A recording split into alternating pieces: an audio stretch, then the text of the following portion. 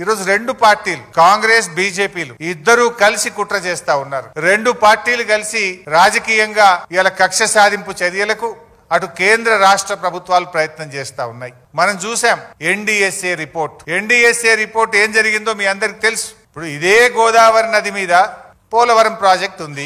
మరి పోలవరం ప్రాజెక్ట్ లో కుప్పగూలింది, 3 సార్లు కూలింది. 3 సార్లు కుప్పగూలినా ఆడికి ఎన్డీఎస్ఏ బోలే. ఇదే గోదావరి నది మీద అక్కడికి ఎన్డీఎస్ఏ బోదు, రిపోర్ట్ ఇయ్యదు. కానీ మేడిగడ్డ బ్యారేజ్ మీద మాత్రం పిలవకుండానే రాష్ట్ర ప్రభుత్వం కోరకుండానే హడావిడిగా వచ్చి అసెంబ్లీ ఎన్నికల ముందు ఒక రిపోర్టు, పార్లమెంట్ ఎన్నికల ముందు ఒక రిపోర్టు, బీఆర్ఎస్ పార్టీ రజతోత్సవం జరుపుకుంటే దాని ముందు ఇంకొక రిపోర్ట్ ఇస్తారు. అది బీజేపీ నీతి. ఇప్పుడు ఇక స్థానిక సంస్థల ఎన్నికలు వచ్చినాయి, రేపో మాపో లోకల్ బాడీ ఎలక్షన్లు వస్తున్నాయి అంటే ఇప్పుడు మేడిగడ్డ, సుందిల్లా, అన్నారం మీద కాళేశ్వరం కమిషన్ రిపోర్టును మళ్ళా బయట పెట్టి రాజకీయ కుట్రలకు ఈ రోజు ఈ ప్రభుత్వం పాల్పడతా ఉంది. అంటే ఎంత దుర్మార్గంగా, దానికి మీడియానే సాక్ష్యం. మీరే ఇక పిలుస్తుండ్రు అని రాసిండ్రు కమిషన్ ముందు. మీరే రాసిండ్రు కేసీఆర్ గారిని, హరీష్ రావు గారిని పిలవవలసిన అవసరమే లేదు, నివేదిక పూర్తయింది, రేపో మాపో ఇస్తారని మీరే రాసిండ్రు కదా. ఆ తర్వాత మళ్ళీ ఏం జరిగిందో ఏందో తెలియదు గాని రేవంత్ రెడ్డి పోయి మరి ఏమైనా దండం పెట్టిండో ఏం చేసిండో గాని